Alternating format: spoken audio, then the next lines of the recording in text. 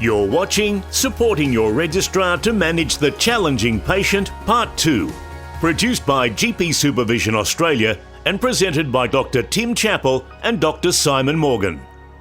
We would like to begin by acknowledging the traditional custodians of the land on which this recording was produced and pay our respects to their elders past, present, future and their families. This is part 2. We've covered a little bit of this, but background factors that contribute to the challenging patient and a framework for use in teaching registrars. But very much we're focusing on strategies both for ourselves as clinicians and for teaching registrars around how to manage these types of encounters, these types of consultations with challenging patients. So it's a great pleasure to hand over to Tim Chappell, who is a GP in Western Australia. Tim's also an SLO with the RACGP and has been an extraordinarily enthusiastic visitor of practices. And if anyone's in the Perth metropolitan area, you may have seen Tim drop in and say hi. But this is an area of interest of his, and it's a great pleasure to have you talk to this topic again, Tim. Thanks so much. Thank you, Simon. Thank you for having me. I want to proceed. What we mentioned is, you can't please all the people all of the time, even when you're trying your hardest. This is really for our registrars who are very earnest and they think we can do it. We can please all the people all the time, but you can't. And we talked about the 3 different types of challenging patients. There was patient 1, which was someone comes in with a symptom and no one knows what to do about it, and they have a normal personality. They're lovely, and they've got this terrible symptom that no one knows what to do. The second challenging person is when everyone knows what to do, but the patient's not doing it. And the third challenging patient is the combination of the first 2, where the people have a challenging personality with a problem that no one knows what to do about. And each of those 3 different types of challenging patients, in my view, have 3 different approaches. This isn't a kind of a extreme world when you've got extreme patient 1, extreme patient 2, and extreme patient 3. Of course, in the real world, everything's much more complex, and some of this advice can apply to one section and not to another. So just take that for what it is. Much of the research done on this topic, it can be helpful, but it can also have to acknowledge that there is some skepticism on my part because human beings are so complex. It is very, very hard to do research on this sort of area. Well, it's harder than doing research on antibiotics, for instance. It's just harder. You can do it, and there's some good stuff out there, but it's just harder, and I'm a little bit skeptical of some of it. Anyway, what this is just my homespun advice about what to do, survival techniques for registrars of the different types of challenging patients. Extreme patient 1, that is the patient with, I've said, normal personality, who has a problem, there's no clear diagnosis, and no one knows what to do about it. So these are the sort of people who have ongoing headaches, who have chest pain, they've got vertigo or dizziness, they've seen the specialist, they've done everything, and they've still got the problem, and they come to you and say, it's my headaches. And that can be a little bit of a heart sink for a lot of us. Certainly it is for me. You want to help people and to do what you can.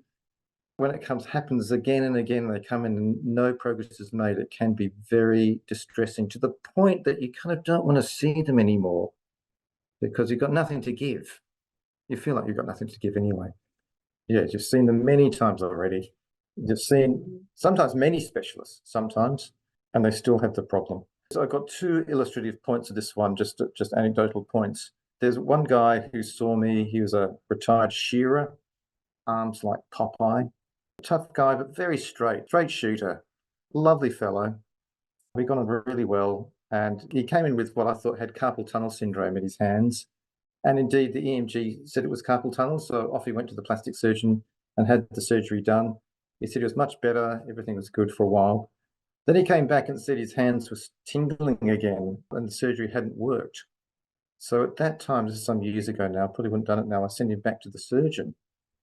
The surgeon did another EMG and said, no, everything's fine. Everything's fine. Well, everything wasn't fine because he still had the symptoms. And then they started going in his legs and his feet. And I thought, well, he's got diabetes. This is probably peripheral neuropathy. The trouble was it was just getting worse and worse and worse. And we're focusing on his diabetes, really whipping him to get his diabetes better. And he started to develop weakness And I was starting to get a bit sweaty here, and so was he, because he found it hard to walk. And we did MRI scans of his thoracic spine and his lumbar spine. Clinical examination, which I went through with a fine toothpick, showed nothing except weakness in his legs. And I sent him off to the neurologist, and the neurologist sent back and said, look, it's pretty extreme, but we can only conclude that it's the diabetes. It's the diabetes that's doing it. And so he comes in with a wide-based gait, hardly able to get out of his chair. And I say he says is relating to what the specialist said, and he starts crying. This tough shearer starts crying, saying, it's not the diabetes. It's not the diabetes. And, you know, if I was honest, I kind of wanted to run out the room because I didn't know what to do. So that's the sort of patient I'm talking about. And the other one, much briefer story, is a 45-year-old woman with an acquired head injury who was becoming extremely violent, and her carers found it almost impossible to look after her. She would kick people, she would smash a TV, they'd find a shoe in the television set. She was paraplegic, so it meant that she couldn't chase people around, but people were frightened to approach her.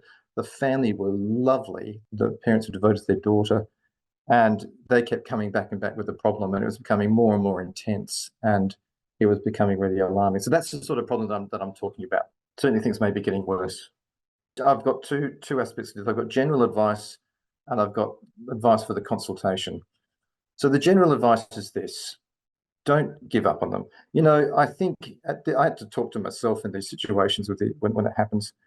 In this situation, this is a challenge where you start becoming a real doctor. That's how I describe it, a real physician. And this is the time not to give up on them. If they don't fit the algorithms that we've all been taught, extricate yourself from a challenging patient. But it is not helpful to say, I cannot help you with this problem.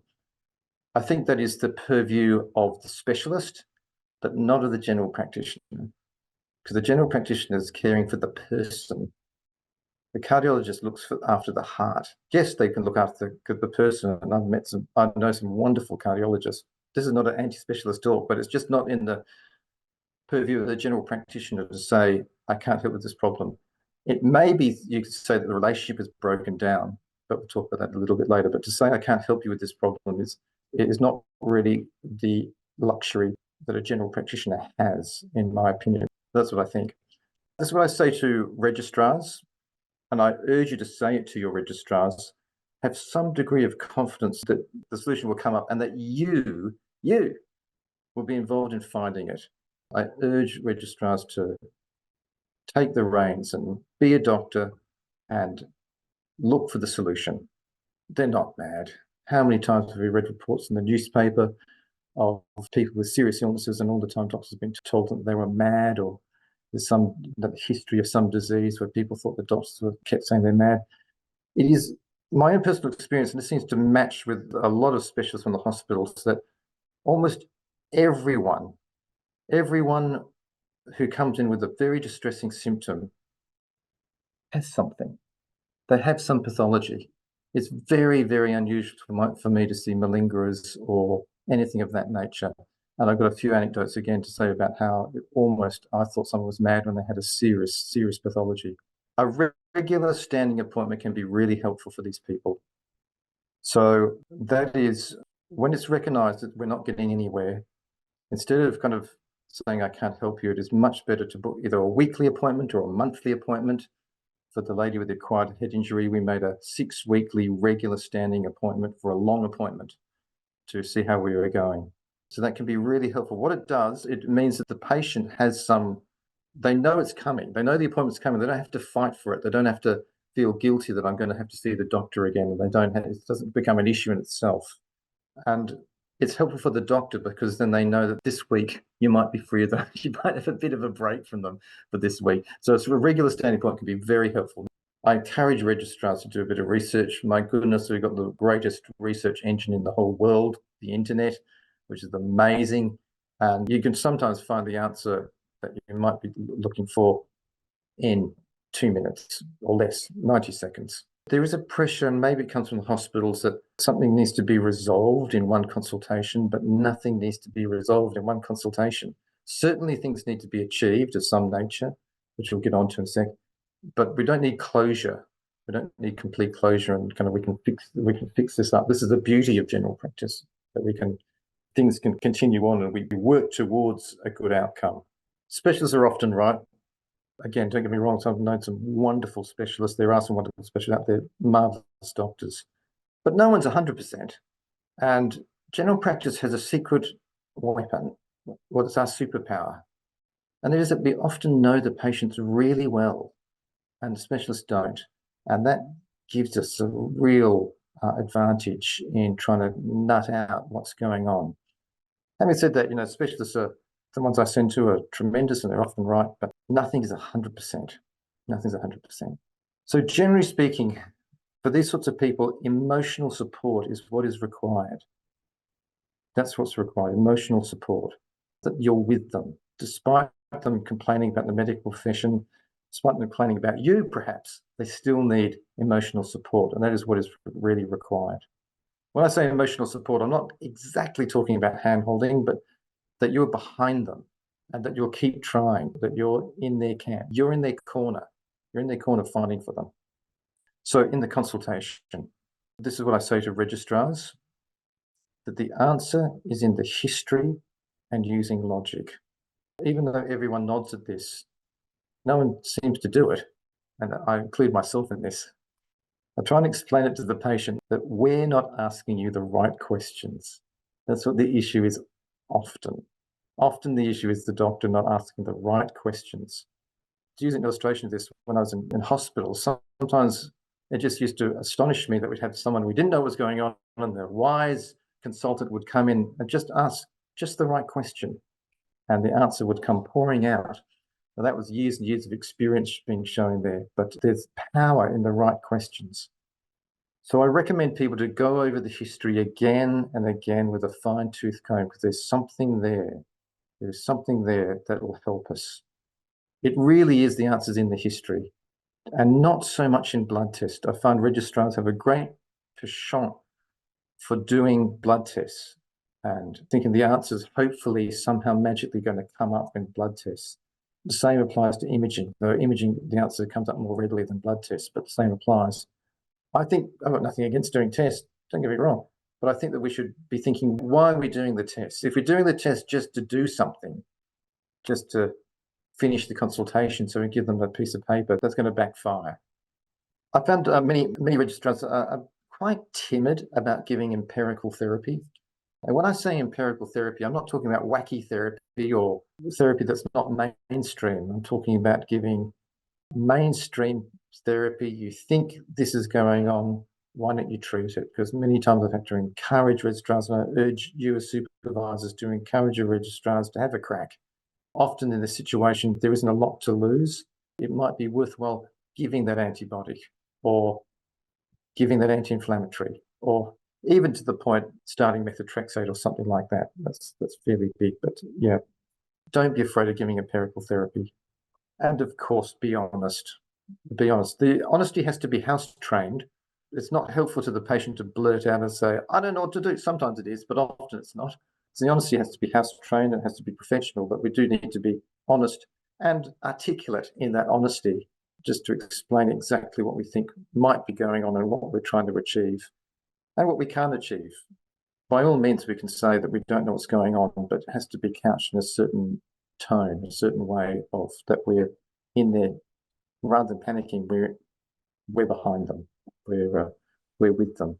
We're going to go into patient 2 yet, but that guy who we thought had peripheral neuropathy and saw the neurologist, I phoned up his son, who was paying for all the MRI scans, and I realised, just going through everything, going through the history and logic, I realised we hadn't, even though he didn't have upper motor neuron signs, and the neurologist agreed he didn't have upper motor neuron signs, we got an MRI scan of his neck, because I neglected to do his cervical spine, something that just passed me by.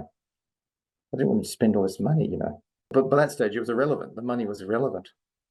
Anyway, came back with one of these huge turnip-size osteophytes that was pressing on his spinal cord, and he had a few millimeters left before his spinal cord was disconnected. So we found the cause, and sent him off immediately to the neurosurgeon, who, by some miraculous circumstances, found that there were upper motor neuron signs in the examination. It's amazing what you can find when you know the diagnosis already. And so that was a win in the end, but it took a long time to get there. The second lady, again, we went through everything with a fine tooth pick. What happened to make her go so aggressive, and why was she so severe? And it was getting particularly stressful. They'd been to see the neurologist, they'd been to see a psychiatrist, nothing was really being changed. People giving her more diazepam. They're basically pushing off to sleep. And we went through everything. And then I was thinking it was the COVID vaccine that might have done it, the Pfizer vaccine.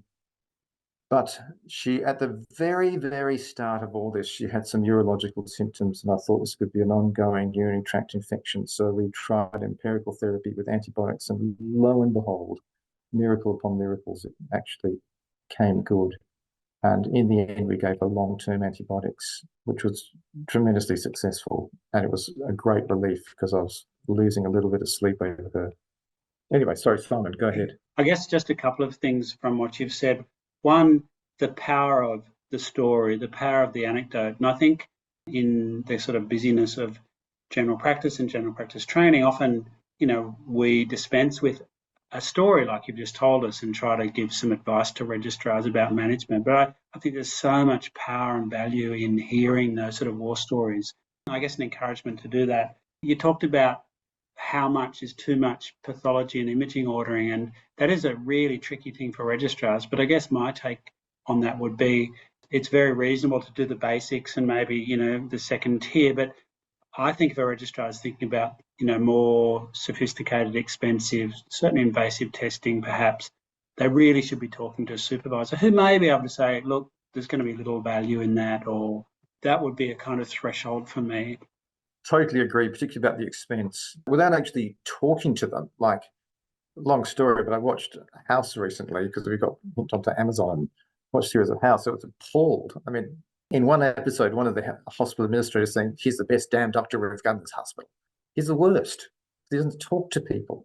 It's all in the history, House. It's all in the history. It's not in the tests. I have said that my son, who's now an intern, was motivated to do medicine, having watched a couple of episodes of House. So there you go. I hope he doesn't turn out the same.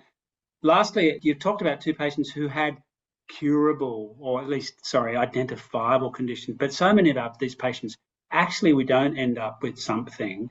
I think all those messages, obviously, again, for a registrar, are so important. It may be that even with really good history and empirical therapy and the right number of tests, we don't find anything. But validating, as was said, the reassurance is sometimes better than nothing, and something just being with them can help. And I think that's something registrars don't kind of get. They just want to make the diagnosis and make it fixed rather than just walk beside them through this journey.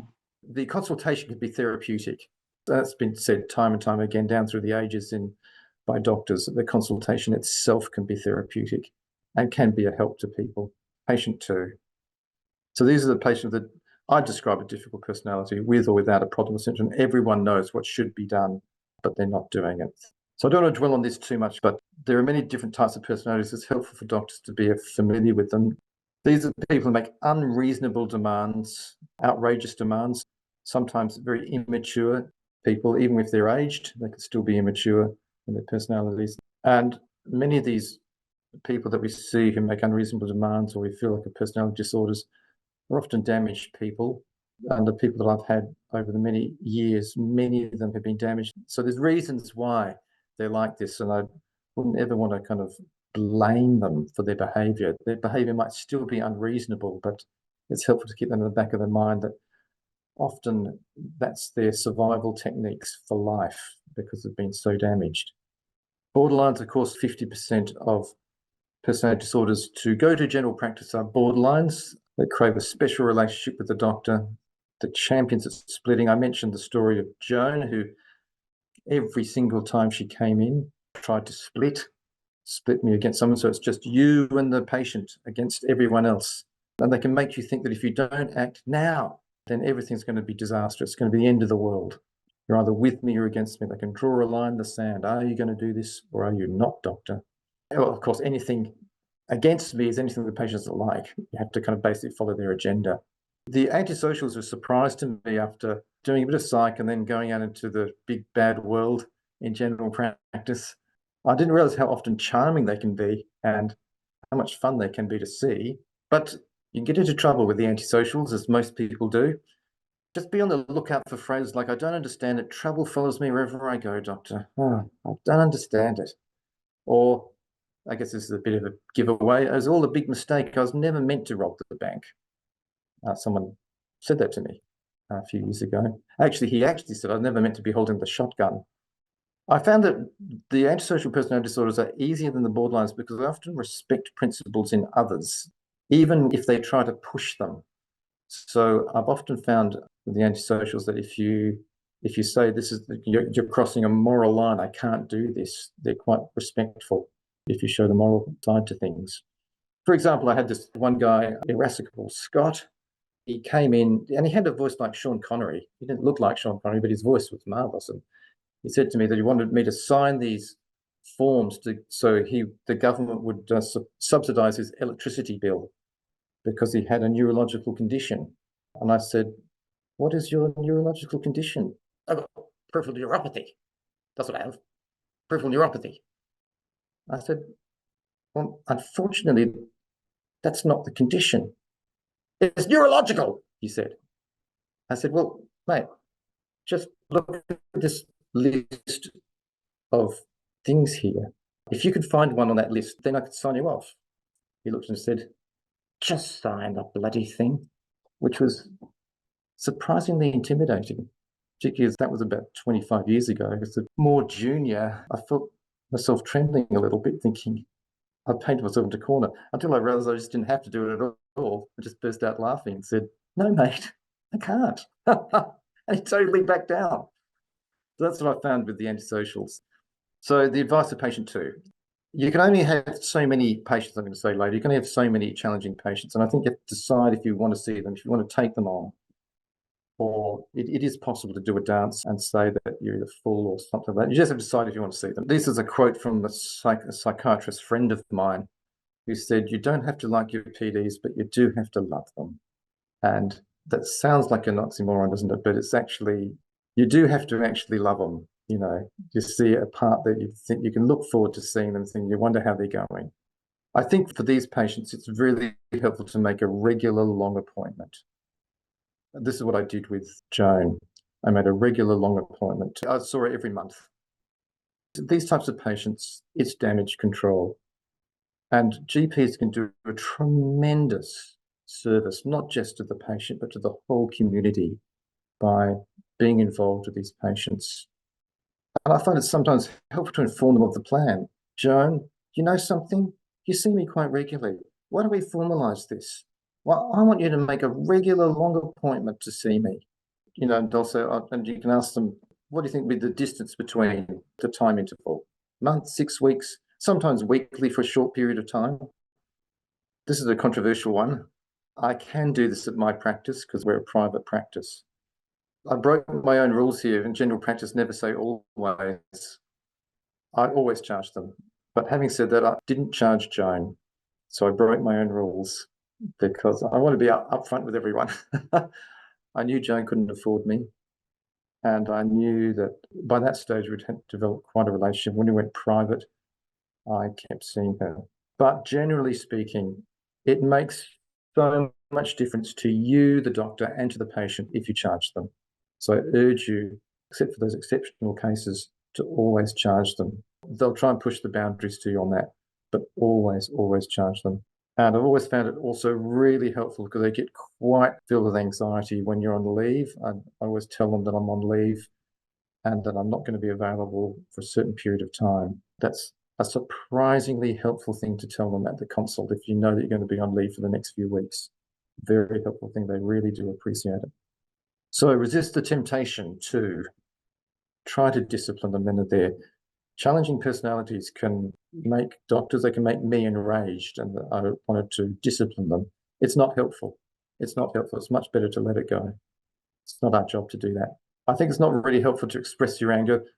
The very occasionally, again, never say always, very occasionally it can be. I had one patient who was, I think he was disappointed that he couldn't have joined the SS, Like, he was the closest thing to a high-ranking Nazi official that I've ever met, and I'm not joking. And I kept him waiting just only for 5 minutes in the back of our treatment area. Next thing, I come back and he's going through all the cupboards, looking through all the cupboards. That is highly inappropriate, like he's pilfering, highly inappropriate behaviour, and that's the time to raise one's voice and say that's just not on. It's not on. Resist the temptation to relax your boundaries. Sometimes in their charm and you feel like you're winning and things are going well, you can think, yeah, I think I relaxed my boundaries. No, don't relax your boundaries. Just keep it firm. So the boundaries, they're quite variable because patients have often different needs and they push the buttons in different areas. Timing is a big one, but they need to be clear in your own mind. So when I say timing, some patients will take way too long and expect too much of the doctor's time. One patient, I just put my phone up to him and just started the stopwatch and just put it down in front of us, saying when that reaches 30 minutes, that's the end of the consultation. Then we argued 10 minutes about why we should do that. So we've already wasted 10 minutes, mate. But they have to be reasonable. They have to be clearly reasonable. Like, sometimes I've done what I've felt like was unreasonable, kind of what I wanted to punish the patient at the time. So I've let that all go. And they have to be reasonable and apply to just about everyone. Definitely no splitting.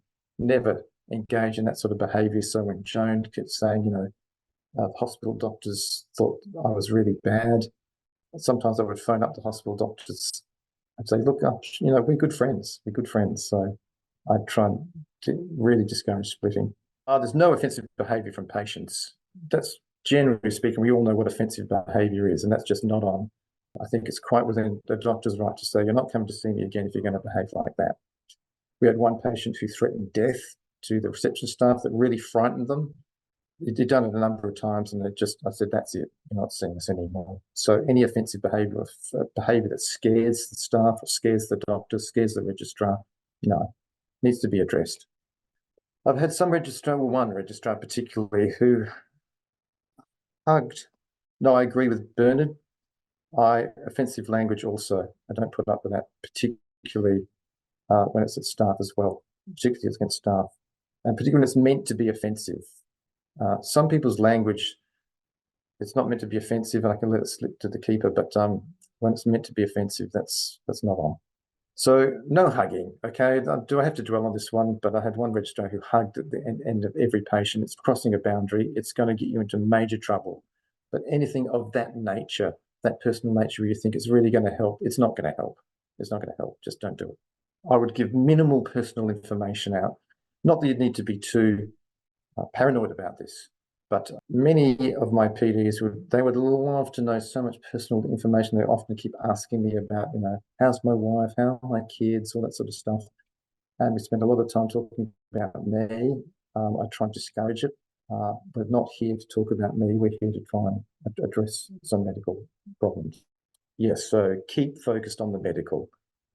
You're a doctor, they're a patient. Let's do this. And what are you here for? So during the consultation, I urge people to smile. When I say smile, I don't mean the nervous kind of grin that someone might have, or the smile of insouciance, or the patronising smile. I mean a genuine smile that you're pleased to see them. It makes the world of difference, I discovered. That would be interesting to do some research onto that, to see what smiling makes a difference to the consultation. It makes the patient a lot more relaxed instead of frowning. So when Scott said that to me, I burst out laughing. I smiled. It changed the whole consultation. He said, well, everyone's getting it. I said, well, no, that's just not true. Everyone in his street was getting it. So I'd go to those doctors, not to me. So smile. I'd stick to facts. Many of these patients are tremendous at giving smoke screens and going off tangents and going all over the place. Just stick to facts. Very helpful. I describe this as that science is your friend in this situation. It can really help you. I found many registrars, this is hard to describe, but they don't seem to get this, that science can be really helpful and they can rely upon it, because many of these challenging patients can disagree with you or trip you up, use a smoke screen. But if you get back to science, it can be really helpful. For example, one guy who was a workers' comp for 2 years and he had ankle pain, and he said, and no one knows what's going on with me. No one knows. I just got this chronic, terrible pain. But I said, well, mate, I think you've got an anterior talofibular ligament injury. And he said, that's it. Yeah, that's it. That's the thing it is. I said, that's a sprained ankle, mate. That's a sprained ankle. So the question is, why someone with a sprained ankle had chronic pain for 2 years? Which, of course, we all know they can do. It's possible. But he was left wondering for a while. That's what I mean by science being a friend. If there is a symptom, then we need to get the diagnosis. It's very important to get the diagnosis, to know exactly what you're dealing with, because the smoke screen can lead you down all over the place. And sometimes going back over my notes, I just shake my head thinking, where was I going with this patient? So get the diagnosis, very helpful. Smile and laugh. I found it really helpful to be positive and to engage with people and to really enjoy it if you can. It's a great challenge. I wanted to ask you two things, and so if you could respond to this briefly, it would be great. Firstly, do you have any tips about how registrars can maintain boundaries when they're feeling pretty vulnerable, they don't have confidence, these patients are often quite manipulative in the way they talk to them, how to support that? And I guess the other thing is, do we or should our registrars ever make a diagnosis, a positive diagnosis of a personality disorder, talk to the patient about that? Or is it just sort of in the background, it's hush-hush, it's just we know it, but it's never explicit? The answer to the first question is really talking about these patients with the registrar. Yep. Just being open talk, making sure that they realise that they're not alone, that this happens to everyone, to every doctor, but there is a way forward, and it is okay to say no. It's okay to say no, and to say no nicely, and to say no in an encouraging way, not in a kind of terrified way, but in a way saying, no, I can't. The more they registrars understand that, I think the happier life is for them. And I feel that that's what we should be teaching them in med school, actually, how to say no nicely, politely, because I feel some of the registrars have had to paint themselves into a corner and just out of sheer being trapped, a feeling of being trapped, something kind of almost appeared rude in the way they said no. Yeah. Bernard Chapman has said that I'm sorry, but I'm a bit blunt with some of my personality disorders. I think you can be really blunt if you say it with a smile. I think you can be really blunt. In fact, the sooner you say no, the better. When someone says, I want my Xanax, I say, no, mate, no. Why not? Just no. I haven't given Xanax for years, and you know that. And you know what that guy said? He said, well, I'm just trying my luck. Right. Yeah, good one. Yeah. Patient 3.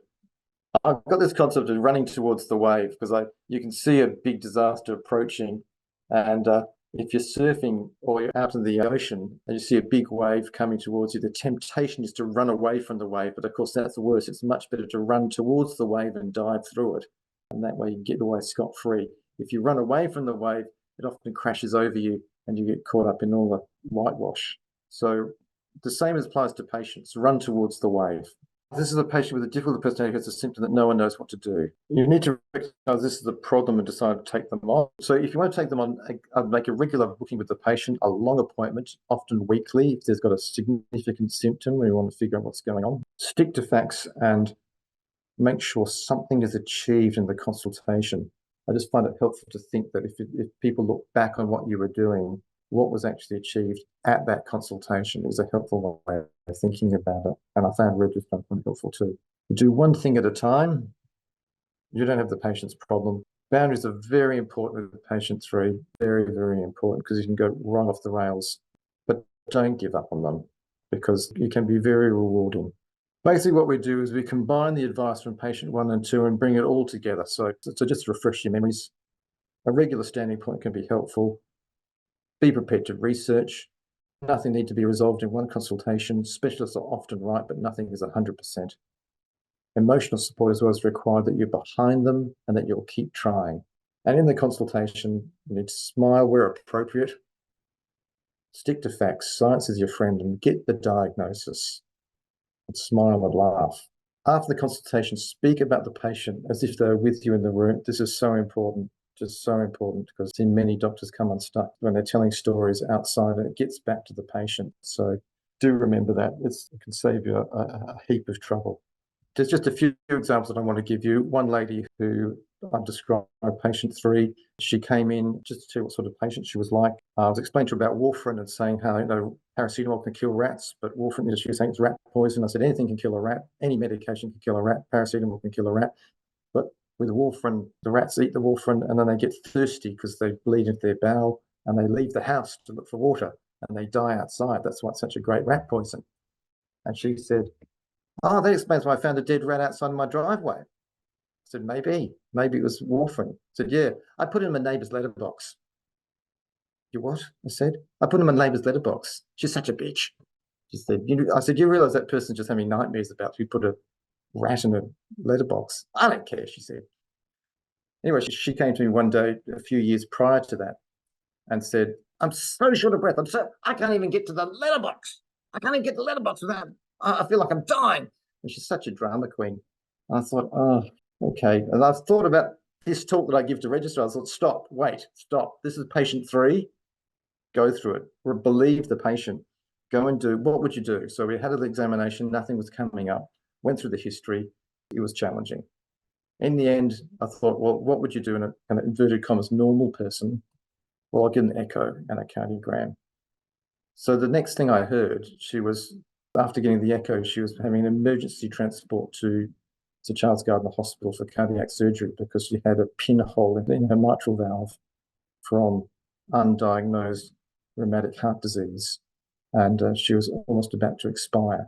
I thought, phew, that's why she's on warfarin now. It's because you've got a valve replacement. She will need some rat poison. She's taking it as we speak. Yeah, before we can say we can have so many challenging patients, I do want to say that it's actually very rewarding, embracing, running towards the wave is perhaps I've found the most rewarding part of being a general practitioner. Taking on some of these problems. You don't solve them all and you can get burnt, but it can be very rewarding. Every true general practitioner has a lot of challenging patients. So I do want to say it's very rewarding though. I told the story of Joan, the one who kept splitting, the one who I bulk billed eventually. Eventually, she stopped seeing me for a while because she was too unwell to come and see me. She's only late 50s. She ended up in ICU and in a hospital ICU. And I didn't know about this, but what I learned was the registrar phoned me up and said, we've got this lady here. And she said, she's dying, she's dying. She was in ICU. Anyway, the point was that they're going to stop her medication, which they said, but it's quite extraordinary. She was an English doctor. Quite extraordinary. She wants to speak to you. I've never heard of this happening. She wants to speak to a general practitioner. Doesn't even want to speak to her family. She wants to speak to you. So I said, sure, put her on. So she was electing to have this dobutamine. I'm sure it was dobutamine. Yeah, she was electing to have this stop, and they said that she would die if they stopped it. I said, Joan, you sure you want to do this? Oh yeah, Tim. She said, I've had enough, Tim. I can't go on. I said, Joan, wait, stop. Think about this. Think about it. You got life. Maybe, they've said to you that they could stop it, but maybe they shouldn't stop it. Maybe you should go on for a few more hours and see how you go. No, Tim, she said, I've had enough. But forget all that, she said, Tim, in a characteristic style. The reason what I want to phone you up about is that I just want to thank you, Tim. I want to thank you. You've been very good to me. I've given you a hard time, but you've been very good. So I just want to thank you for that. And we had a chat for about kind of 5 minutes after that. I put the phone down, then got 2 hours later from the registrar saying she'd passed away. And I don't think I really helped her that much insofar as kind of in medical time. Like, didn't help her lose weight, tried very hard to help with her diabetes, tried, to help with all her multiplicity of problems. We didn't get very far there. But she never really gave me this impression that she was appreciating what I was trying to do. But, there are patients out there who really do appreciate it. They look back and they're very, very grateful. I found it very rewarding in that respect.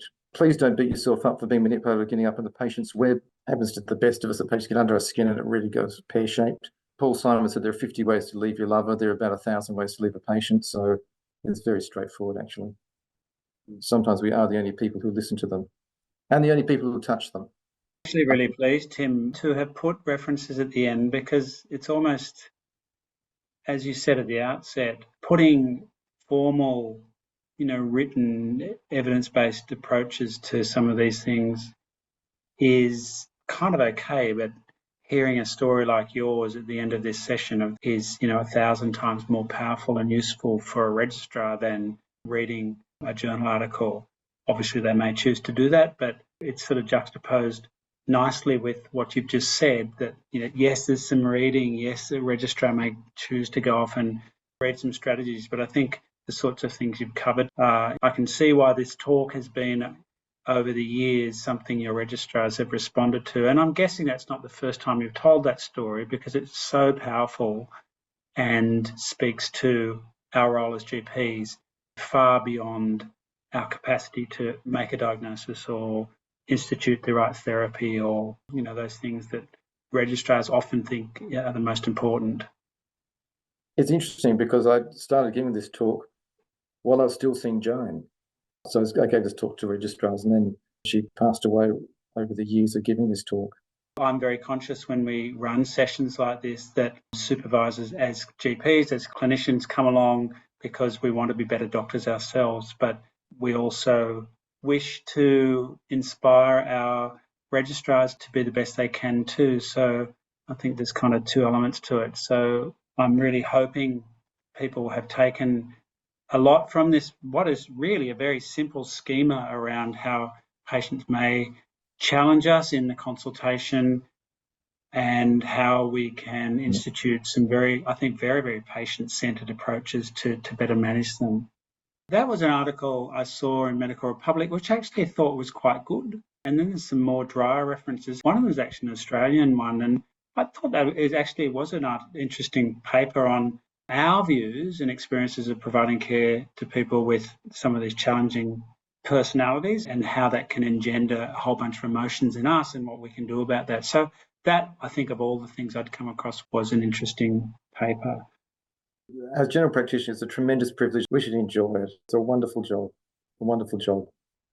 We had a slide of an aggressive King Kong at the beginning, and now hopefully you can tame, soothe the savage beast. Naomi Watts is meant to be the general practitioner. And Tim, just a final thank you very, very much for sharing your wisdom. And I think this truly is your wisdom. This is not, I know you've read around the topic, but this is very much a distillation of your experience and your thinking. And thank you so much for sharing it. Oh, great pleasure. Thank you for inviting me. Really appreciate it. Thanks, Simon. Thanks for watching. We'd love your feedback. Please comment or subscribe to our YouTube channel for updates on new videos. If you'd like to ask a question or suggest a topic, you can contact us via our website at gpsa.org.au. GP Supervision Australia is supported by funding from the Australian Government under the Australian General Practice Training Program.